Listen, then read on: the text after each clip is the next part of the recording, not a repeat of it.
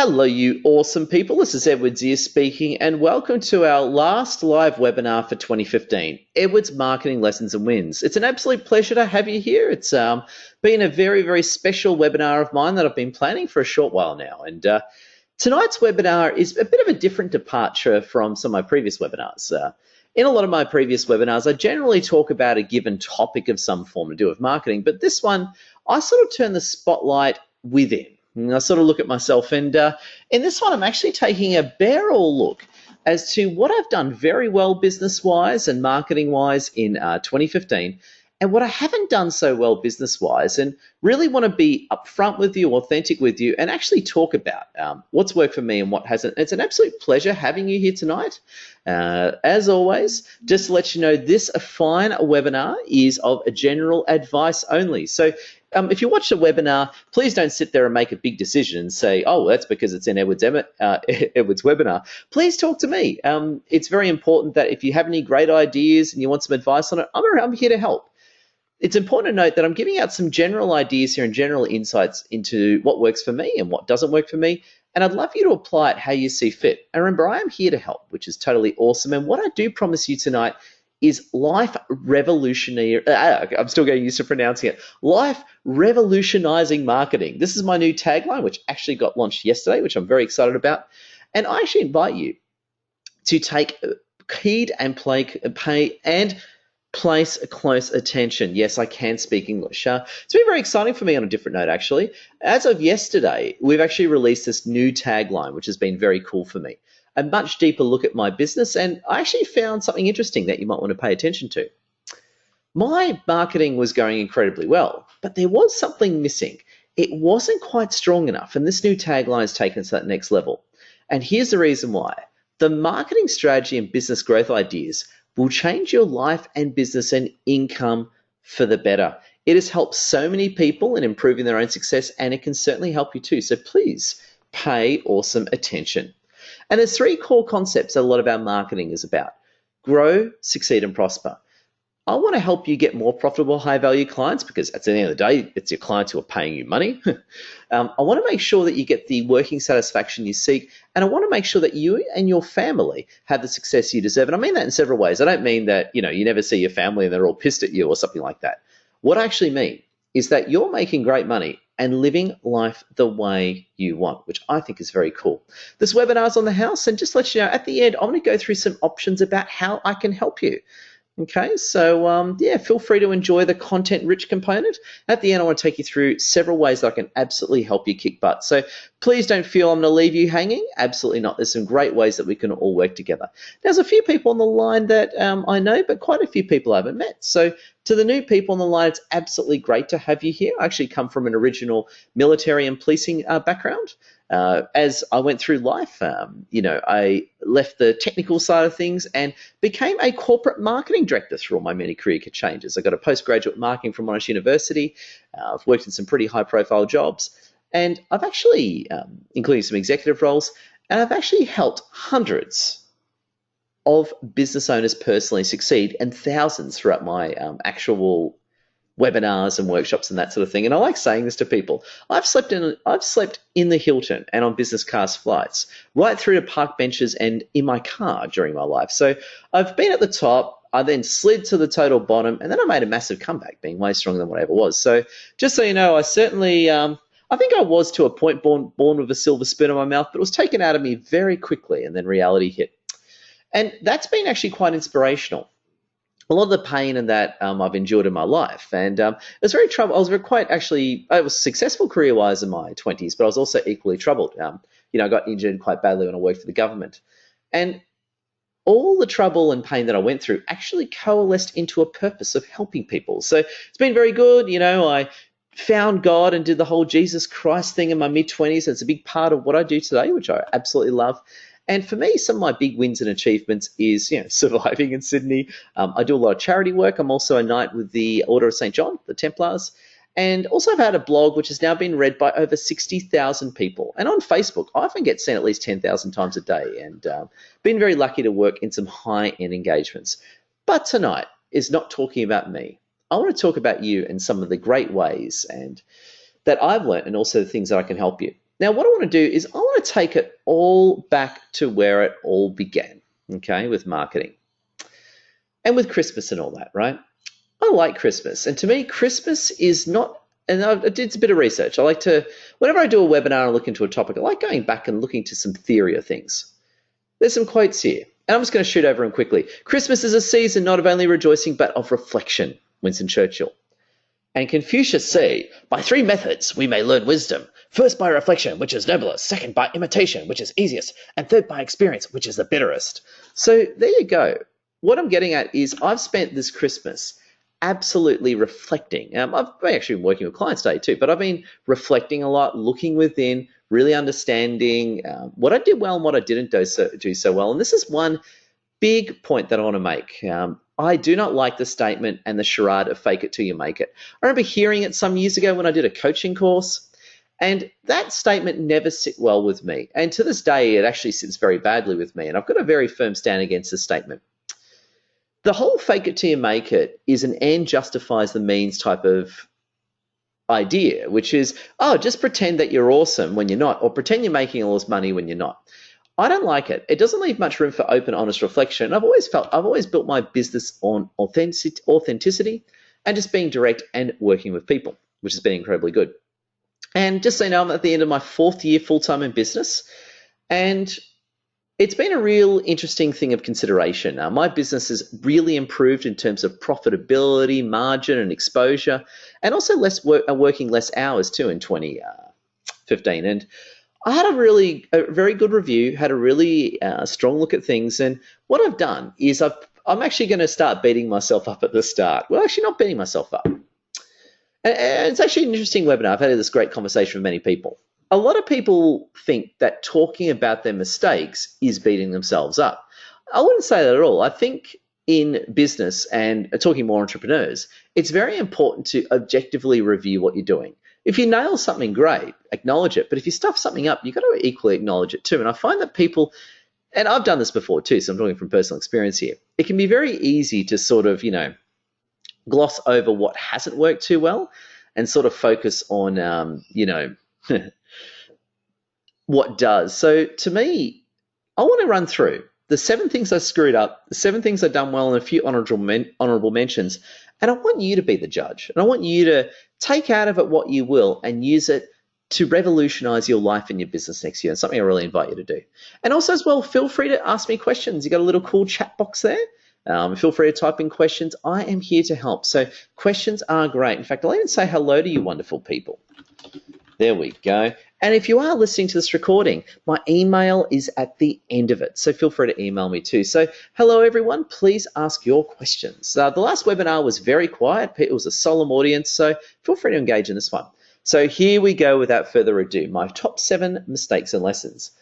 Lesson number 1, the mistake that I made, was I never valued myself in sticky situations, and I let a few people rip me off. Not so much in 2015, but previously. So basically what I had was I had a few people, very naughty clients when I sort of started out, that really preyed on my good nature. And this is before I got really strong at finances. And what they actually did was run up huge bills with me and always said, oh, Ed, I'm going to pay you when I get some money in. Oh, Ed, I'm going to pay you when I get some money in. And obviously that never happened. And I sort of wisened up really towards the end of 2014. There were a few people really doing it badly to me. And what I kind of realized was that I sort of knew they were doing me over, but I never actually took action on it. And I just let the problem go on and on and on and on. And it was quite embarrassing. It was actually quite frustrating. I had to get debt collection involved. I had to do a lot of things to actually clean up the finances of my business. So what was interesting, even though I'm a marketing guy, and, again, I come from a policing, government policing background. I used to be an industrial chemist and a sales and marketing background. So I never worked in finances. I was never that good with money. So this experience forced me to become very streetwise, but also work very closely with my accountant, who's been awesome in helping me build strong financial processes to really watch money. Now I'm very good at it. Now I'm checking my, my figures almost daily. At the moment that debt, if someone, doesn't pay their bills on time, if I know there's a problem, I'm straight onto it. And it's been very good for me. So to me, I didn't value myself in sticky situations. So when people were ripping me off, they weren't paying my bills, they were stealing from me. instead of just dealing with it at the start, I sort of took it on a little bit too much and I sort of let it get to me. So that was one of my mistakes. I wish I got better with money earlier on. So that's one of my big lessons that I want to share with you people. Number two, I spent too much time in the wrong places. And I'll actually credit this as my biggest mistake of 2015. Not so much before that. So what happened was, I'm going to just tell you guys the story. There used to be a networking group, which has now changed names, called 4Networking. I sort of helped the owners of it launch it in Australia, helped them run it and that sort of thing. And what happened over time, it was a great networking group. I sort of built my business there, met lots of people, and a lot of my actual time every week was, going into running the networking group. And I basically built the business up from scratch and helping out the owners. I never owned any of it. What was interesting was, over time, a lot of the leadership and the owners, in a way, kind of turned sour on me. And they felt that they could do a far better job than I could, which, that's their decision. And what basically happened was, over time, I got sidelined. I didn't have the responsibility or the accountability there. And really, at the end of the day, what was happening is that people were basically saying, "Hi, Ed, this place isn't for you anymore. It's time for you to move on." Okay, and a few people actually openly said that to me as well. And I knew it was true. And instead of just proactively leaving a bit earlier on, I sort of stayed there and wore out my welcome, and it just wasn't good. And I kind of wish I just moved on a bit earlier. And I think it was a big waste of time ultimately, because with 4Networking, great place full of great people, but ultimately the people in that networking environment, say for a few of them who I work with today who are awesome, a lot of the people there actually aren't on my ideal target market. They're sort of too early in their business. They're not quite ready to work with me. Where I found the business chambers to be much better than that. And not just for me, but I found, generally speaking, the business chambers have been much better than, let's say, BNI or 4Networking, which is sort of what those environments are. And if you want more information on the business chambers, by the way, feel free to email me or ask me. I can tell you all about them. So that's another conversation anyway. The point being here is that what I did, which I do regret, and this is my big failing for 2015, was I just spent too much time there. And I think in hindsight, I was probably a little bit afraid. I was probably a little bit scared to venture out there.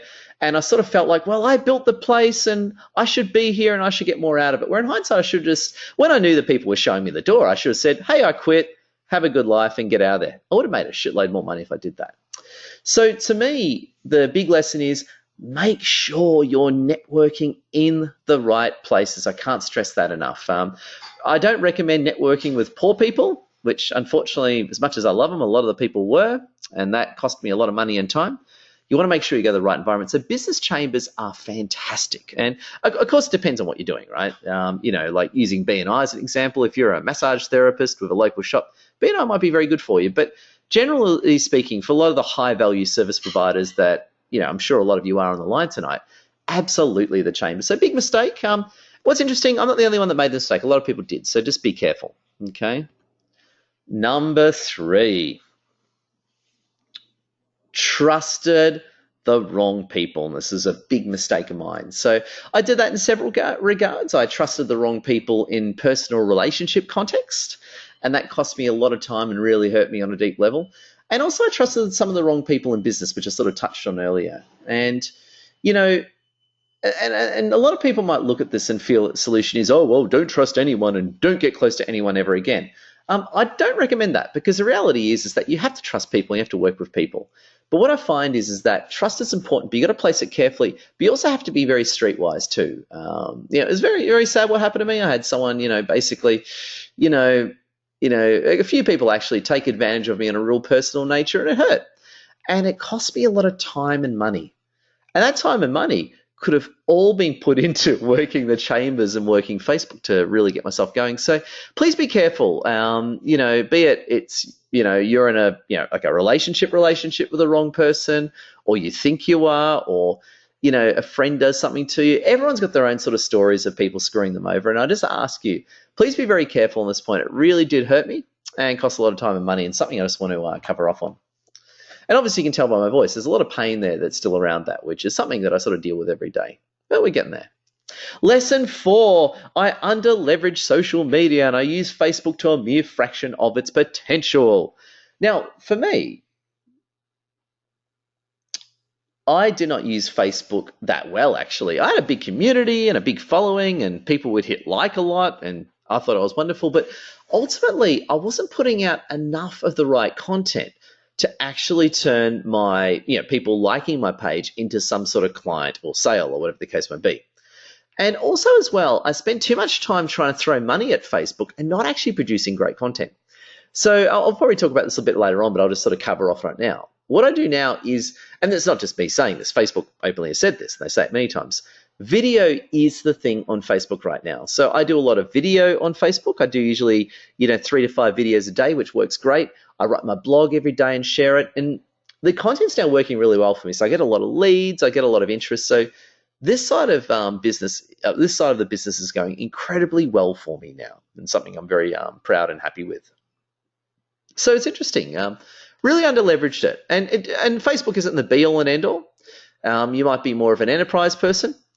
LinkedIn's the same sort of thing. At the end of the day, if you want to leverage LinkedIn, you've got to be on it quite a bit. You've got to be sharing really good content. I suppose the difference is, again, we're not here to talk about Facebook and LinkedIn tonight, because they're two different platforms, but Facebook to me is more about sharing content and really good content and creating really good content that's designed to get people to buy your stuff. LinkedIn to me is more making direct connections with people. So it really depends on the business that you're in and what you're doing. I'm personally more of a Facebook guy, but some of you out there might be more LinkedIn people, or you're a hybrid of it. I'm probably 80% probably 90% Facebook now and 10% LinkedIn. So just something to be mindful of. Lesson 5. Not enough relational clients. Now, this is sort of fallout of networking in the right place. Networking in the wrong places. But what I would have is that, and this is sort of related to it, because I was networking in the wrong places, when I did pick up clients, they weren't the right sort of clients. So I'd spend hours working with someone who's awesome and picking them up. Only, let's say, just to do a month of consulting with them, and I'll just make $600 out of it. Okay. Compared to, let's say, me meeting someone at a chamber who'll hire me for 2 years and pay me $1,000 a month or something like that. Okay. So it's something to be very mindful of. You have to, and what I mean by relational clients is that I'll meet too many clients that would just see me as like a vending machine. They would just buy me for a transaction, get some value out of me and move on. Okay. They wouldn't so much work with me on an ongoing basis. And to me, that was a big issue. That sort of cost me a little bit.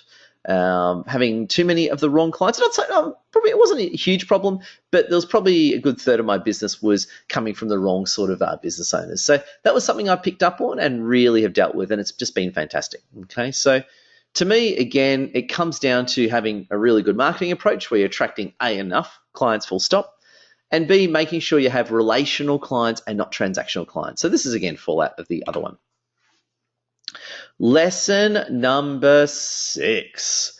I didn't actively leverage partners and people right in front of me enough. It's all solved now. So basically what I mean is I've got some amazing partners with some absolutely high-end clients, and only recently have we actually started sharing, email blasts and introducing our clients to each other. So I've always done well with partners, don't get me wrong, but there was some really good opportunities right in front of me that I didn't leverage too well.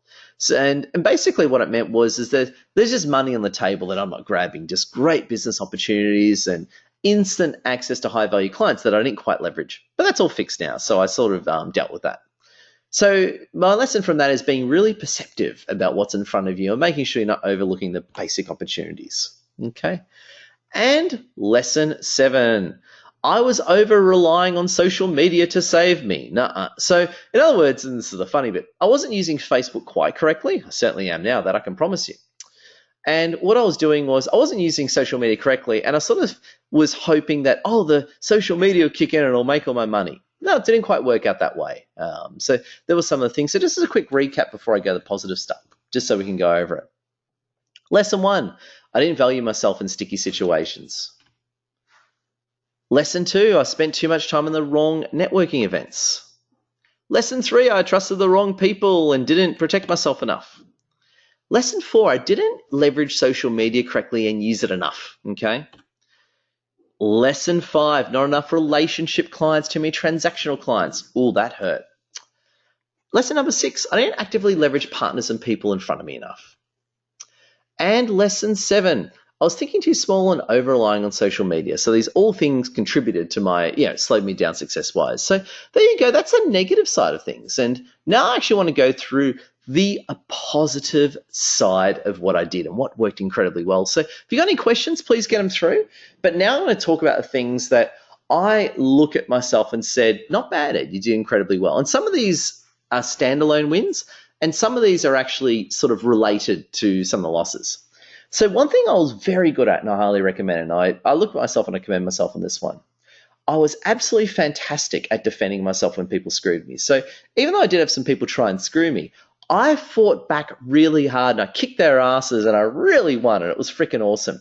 And I had people who used me for connections, for money, really take advantage of me. But instead of it slowing me down, I used it as motivational fuel. So as these people screwed me, I started performing better and performing harder. And that was just fantastic, something I highly recommend and absolutely love. So I get a full tick for this one.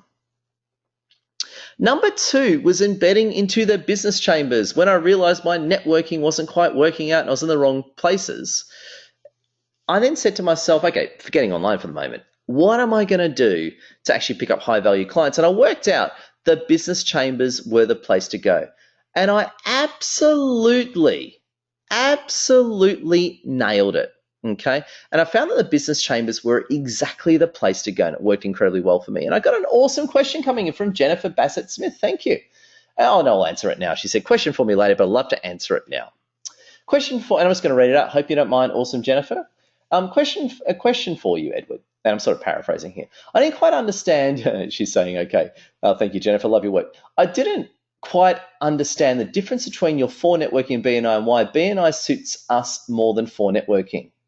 Okay, I'll probably explain it this way. And this is sort of different. This is a different conversation, but incredibly relevant. And this is what I found. And Donna Benstead's come in and said, business chambers are the best. Absolutely agree. If it's all right, I'm just going to digress a bit because this is an important point. And it's very important that you guys know this. So you don't make the same mistake that I did, okay? And you capitalize early.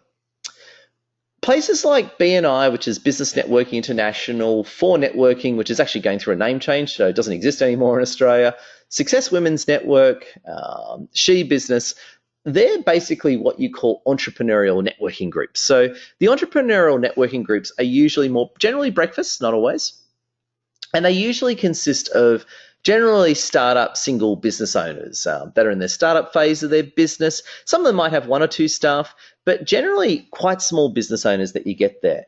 And the intent of them is normally to meet on a regular basis to give referrals to each other, okay? So they're called entrepreneurial networking environments. So generally speaking, a lot of people usually don't have a lot of money there. So if you're trying to sell something, good luck to you. And it can be a bit of a tough environment in terms of actually what you're doing, okay? So for me, 4 networking, which is what I did, I was in BNI at one point, but didn't quite suit me. But in those entrepreneurial environments, a lot of the people there, me included at the time, don't have any money and they don't have much money to spend. And not because they're not awesome, they're actually full of awesome people. And I've got some awesome friends out there and clients too. But generally speaking, they don't have the money in the room or the influence because they're starting out. Business chambers, however, are a big notch up from all those networking environments when you look at it from a business size perspective, okay? So in the business chambers, you'll have things like, you'll have business owners with 50 staff, 5 staff, 10 staff. You'll have corporates, you'll have managers who are employees with staff beneath them that might hire you depending on what you do. And generally speaking, there's a lot more wealth, affluence, and influence in those environments. And just to clarify what I mean is wealth means having money or access to the money because, for example, someone might only be getting paid 60 grand a year, but they can hire you and give you thousands of dollars because they're employees and they hire you with their boss's money, which happens quite a bit to me. And the other side of it is as well is influence. They've got the great connections. So to me, I personally, I'm based in Parramatta, so I'm actually on the committee now of Parramatta Chamber for the Western Sydney Business Awards. And I'm also one of the partners actually doing a webinar with the New South Wales Business Chamber, which is just outstanding, okay? And in those ones, you just have larger businesses, a lot more affluence, and there's more, it's just, at the end of the day, there's more money. And awesome, Donna Benstead, great having you on tonight. I'm just reading out some of her great commentary. Business chambers are the best. And you get the decision makers and the connections. Oh, great way. And thank you, Donna. Oh, pleasure, Jennifer. Glad you like that explanation. Again, not the intent of tonight. You're actually inspiring me to do a whole webinar on this topic, right? But there's sort of 2 different things. But very, very important because, again, that was a big mistake. If I discovered the chambers earlier, I'd have a lot more money earlier. So there you go. I'm glad you guys picked that up. So exactly, this is a top win. So even though, things sort of turned against me, I got kicked out of a few places. The business chambers, it was almost like this, almost as quickly as the other places dropped me.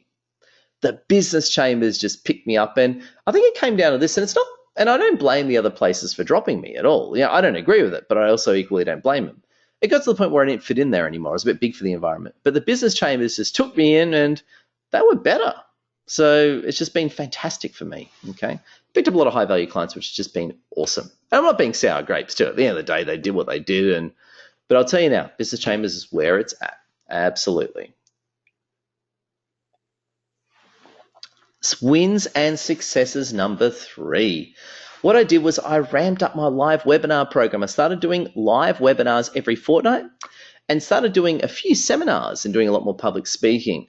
Oh boy, this was a great move. This did so incredibly well for my business. So what I did was I used to do webinars, every month, and it was a bit higgledy-piggledy and a bit hit and miss, and I decided to ramp it up to a fortnightly schedule.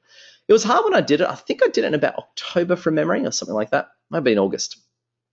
It was freaking hard, but boy, has it worked incredibly well. It's helped me get a lot more clients, helped me get a lot more exposure, and also because I'm doing more webinars, it's helping me get better at it. So it's something I highly recommend, okay? So this has been an incredibly good move for me.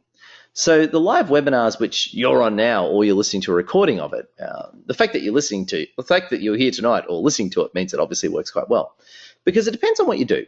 And if you're doing, again, I'm a marketing mentor and I'm selling, life revolutionizing marketing ideas and that sort of thing. It's a service, and what better way of demonstrating a service than through a webinar? So on tonight, I've got a few people I recognize as clients. Great having you all here. And I've got quite a few visitors who I haven't met before, and Jennifer, who I've met you before, so online, so great seeing you. Basically, this is the live webinars was a freaking great move that I made. So I get full, ticks for that one. And also running seminars too, absolutely tick, tick, tick, tick, tick. So I did well on that one.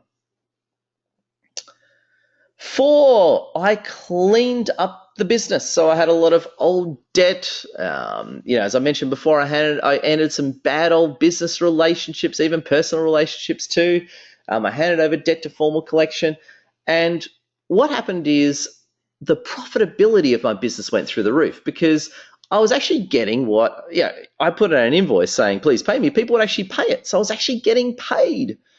I got rid of people who were wasting my time, and the business just became instantly more profitable and just more fun. Okay, so it used to be I used to have a bill come in and I'd be, oh my God, where am I going to get the money? These days, I just pay the bills as they come in, and it's awesome. Plus, I'm actually building wealth, which is freaking sweet too. So to me, I spent actually a lot of time this year, must sound not coming from me, not so much working on marketing, but if I look at 2015, pardon me, 2015 was more marked by working on finances and processes and not so much marketing. Where now I'm actually quite heavily working on marketing to, sell more of my online community and, get more high value clients and that sort of thing. But this absolutely changed everything and sent profitability through the roof. Win and success 5. Mentioned this before, Facebook video content. I pump out usually about 4 to 5 videos a day on Facebook, and they work just great. I've got new connections, new clients, sold online memberships, and I love it. Working incredibly well. Number 6, speak for free. It's an interesting one. I had some people inquire to have me speak at their events. Some of them even said, oh, Ed, we're speaking to someone else. How much do you charge? Guess what I said? I'll do it for you for free. Absolutely. So I actually spoke at I don't mean doing internal workshops. I mean, I charge for them. But in terms of speaking at events in 1-hour slots, I actually did quite a few of them for free this year, and it was an incredibly good move. A few people questioned my sanity at the time, but in hindsight, it came through as supreme. And the reason being is that because I did it for free, the people were just so grateful and just so thankful of what I was doing. They're like, thank you, Ed. This is just awesome. 1. And the other thing is as well, always guarantee me getting the speaking gigs. And at the end of the day, I'll make more money out of the clients I pick up from a speaking gig than I ever will from someone paying me to do it, if that makes sense. And also as well, who gets invited back? Surprise, surprise me. So it was a great way of really building influence and connecting the right people. So, by the way, just as just a caveat, I'm not saying if someone wants you to do a 4-hour workshop for their company, oh, you got to charge for that. But I'm more making a reference to the 1 or 2 hour speaking gigs, that type of thing. I did them on the house where a lot of people would charge, and great move, incredibly good move. Highly, highly recommend it. And 7, and this is something that I was criticized for, interestingly enough. When I was sort of moved on from the networking groups, I was criticized for this trait. But now I look back on this trait and say, wow, this is a good trait. Out there, bold and relentless. And what I mean by that is that I got to the point is where I didn't care. I would go to even places full of suits, and I'd be there wearing, a tight, Persian-looking shirt, wearing my designer jeans, doing my thing, and it just worked great. So I go to, say, New South Wales Business Chamber, there'll be 450 people there. And I'll be dressed up, I've been working out and all that. I'll be dressed up wearing the tight shirt and everything. And I'll say what's on mind. If someone annoys me, I tell them what they think. If I like someone, I'll tell them that I like them. So I was very out there. I was very bold and very relentless. And what was interesting was that it just worked. It helped me get known. It helped me connect with the right people. Because what's interesting is, and this is what I found, unsuccessful people have a problem with people who are bold and out there. Successful people love it, because if you think about successful people quite often don't get successful by being a wallflower. They become successful by being out there, by being expressive, by being successful in that regard. So for me, this just worked great. Very, very good trait. So there are the few things. I'm just going to go back before I go to honourable mentions and just do a quick wrap of my top 7 wins. Gone a bit too far.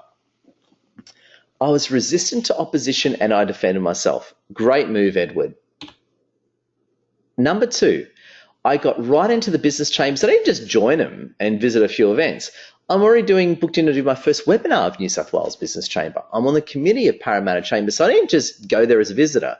I actually went there and actually volunteered to help them. Hey, I've got a great comment too. All from Awesome Donna Benstead. Just tall poppy syndrome. Exactly.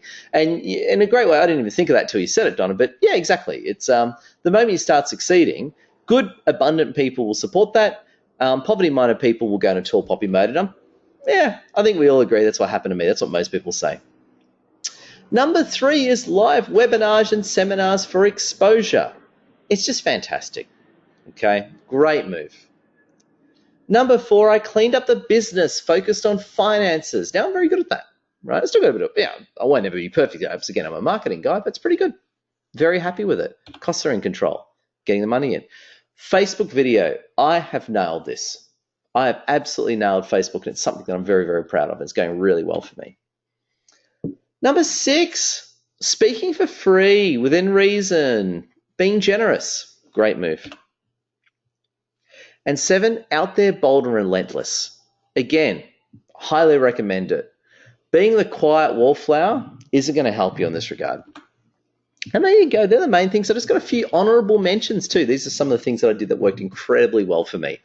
I was fearless of opt-outs and unsubscribes, which was quite good. So, again, if someone unsubscribes from my newsletter or they unlike me on Facebook, great. I increased my email marketing to once a week, went very well. I increased my live webinar loading. I tightened up live events. So I was spending probably way too much money on live events, where now I do a lot more of them in partnerships, so they cost me almost nothing, which is great. And I leverage my partnerships better. And there's some of the things that have just worked just great for me, which I highly recommend.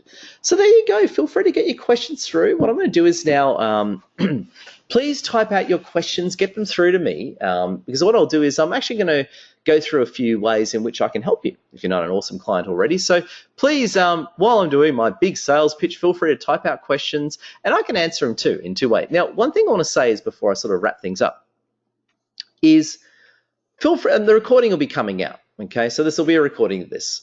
Feel free to watch it again, because remember, there is absolutely amazing marketing strategies which can revolutionize your life and your earnings that I've gone through with you tonight. So instead of, let's say, going through and learning the hard way like I did, learn from what I've said. Get a few great ideas, implement them into your business. Make yourself really successful, take one thing and do it in your business.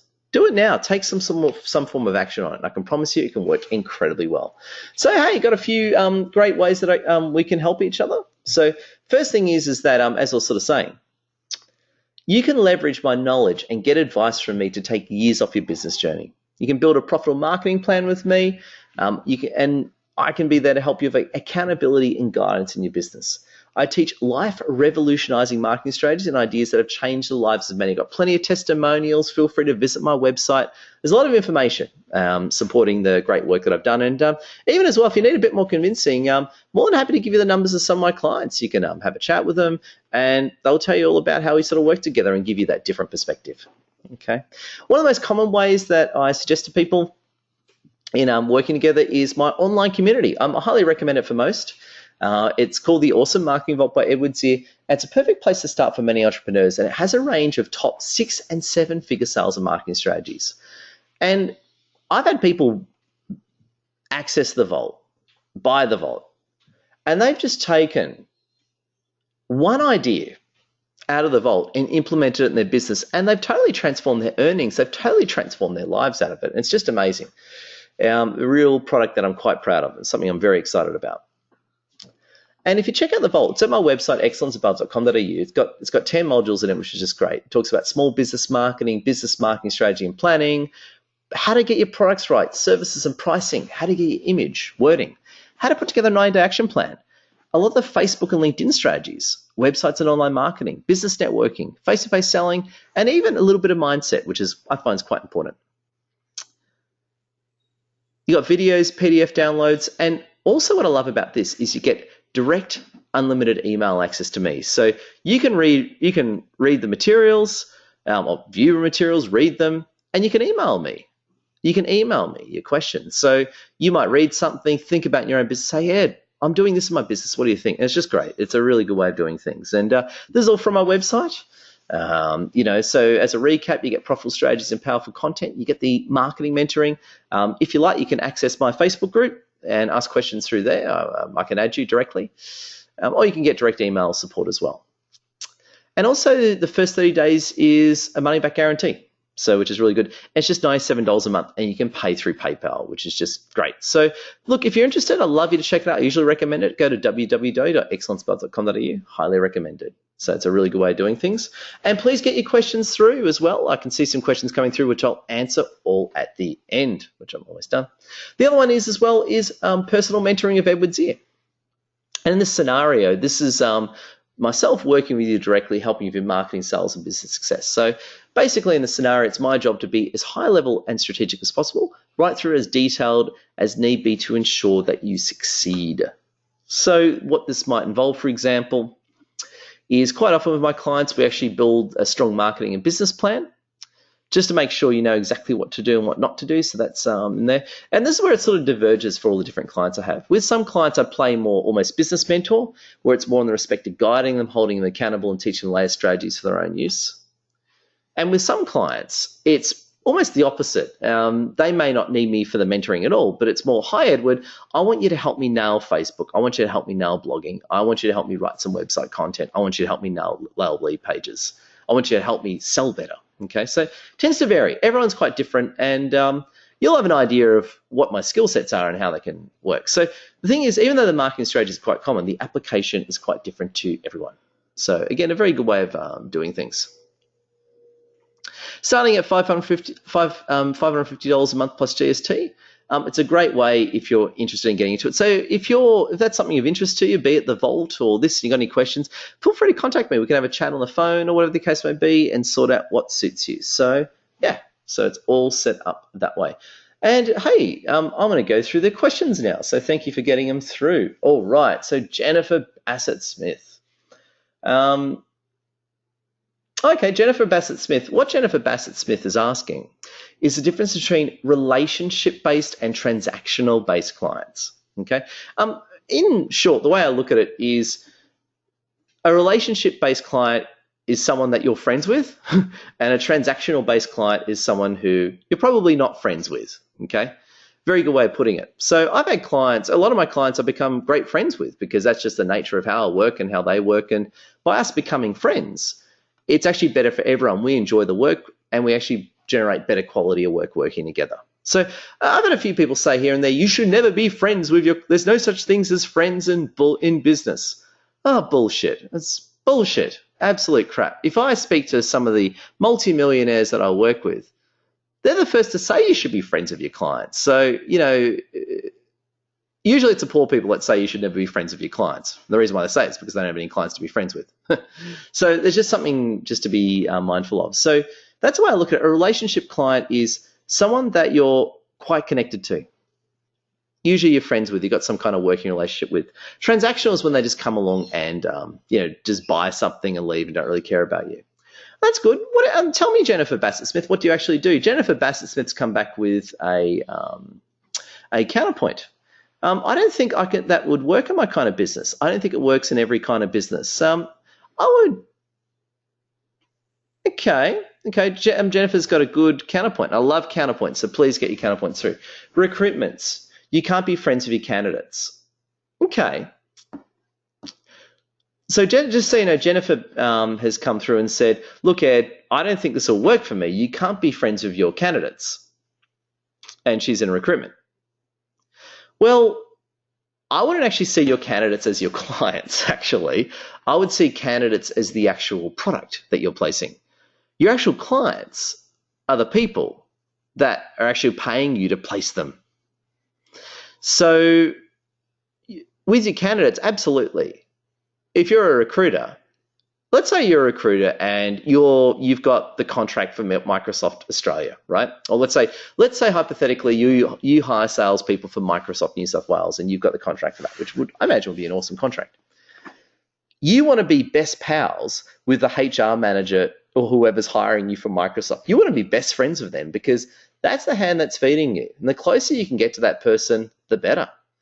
And absolutely, in that scenario, when you actually get candidates, you may keep a level of distance with them before you actually put them in front of the client. And Jennifer's got a good point too.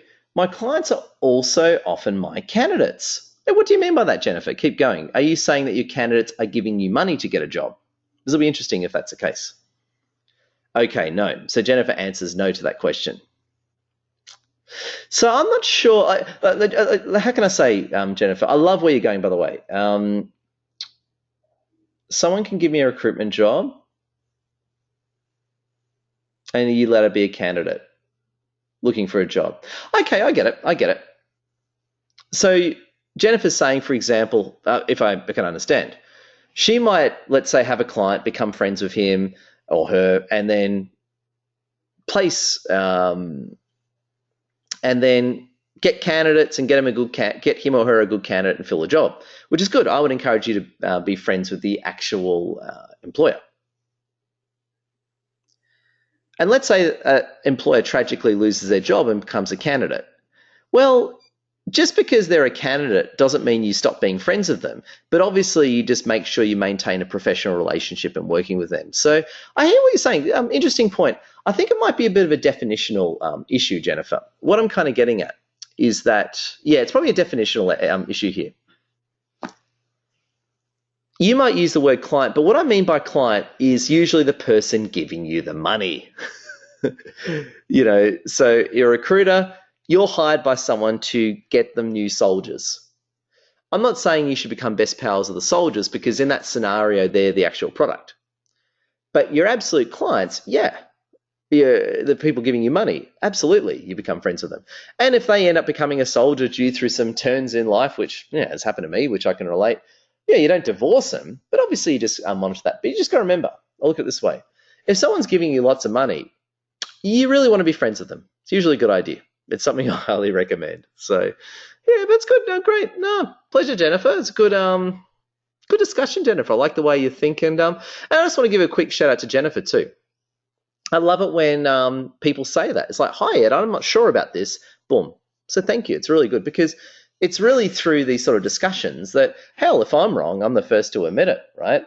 And whenever I'm wrong, it means I'm about to learn something new. So I'm all for being wrong. In fact, ironically, the whole webinar, half the webinar was me telling you how wrong I was and the lessons I learned. So there you go. So, hey, if you've got any more questions, please get them through. And just as I wrap up too, just want to say just a few shout outs for imagery. I've used a lot of imagery of different people in different places.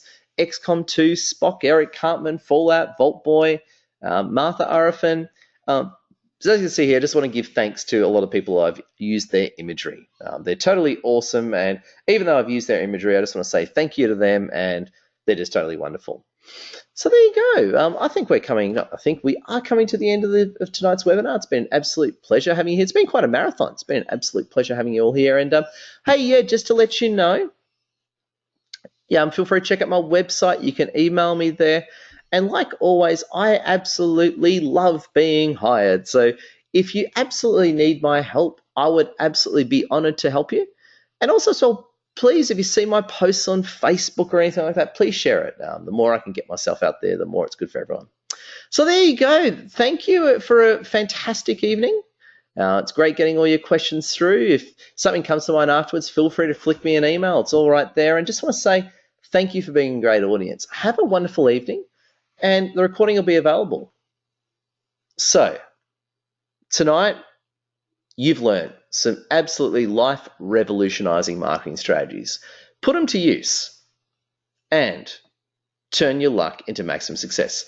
Love your work, awesome people. Thank you, Jennifer. Thank you, Donna. And thank you to the other quiet people there watching. Love your work. Take care. And talk to you all later.